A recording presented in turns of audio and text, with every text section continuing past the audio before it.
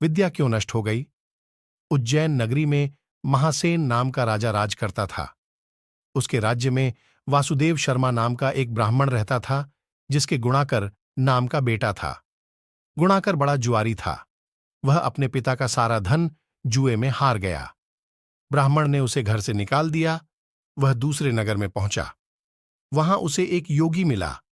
उसे हैरान देखकर उसने कारण पूछा तो उसने सब बता दिया।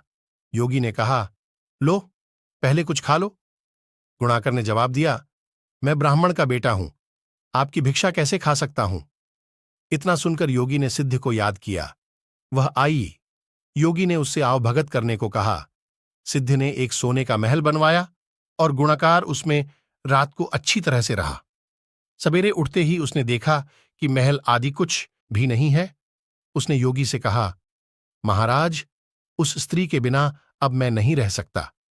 योगी ने कहा, वह तुम्हें एक विद्या प्राप्त करने से मिलेगी और वह विद्या जल के अंदर खड़े होकर मंत्र जपने से मिलेगी। लेकिन जब वह लड़की तुम्हें मेरी सिद्ध से मिल सकती है तो तुम विद्या प्राप्त करके क्या करोगे? गुणाकर ने कहा, नहीं, मैं स्वयं वैसा करूंगा। योगी बोला, कहीं ऐसा ना हो कि तुम विद्या प्राप्त न कर पाओ और मेरी सिद्ध भी नष्ट हो जाए। पर गुणाकर न माना।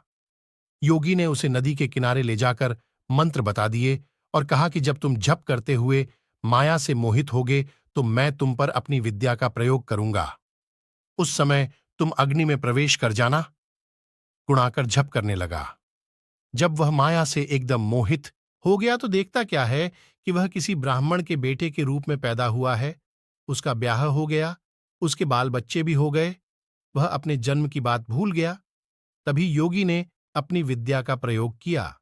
गुणाकर माया रहित होकर अग्नि में प्रवेश करने को तैयार हुआ।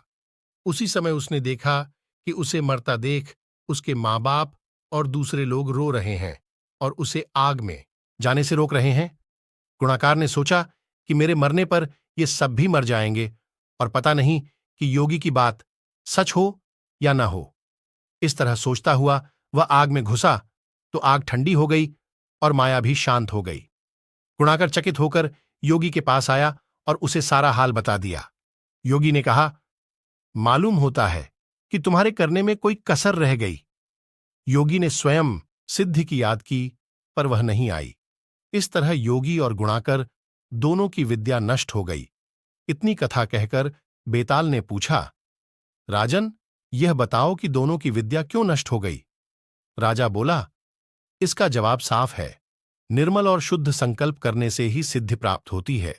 गुणाकर के दिल में शंका हुई कि पता नहीं योगी की बात सच होगी या नहीं। योगी की विद्या इसलिए नष्ट हुई कि उसने अपात्र को विद्या दी।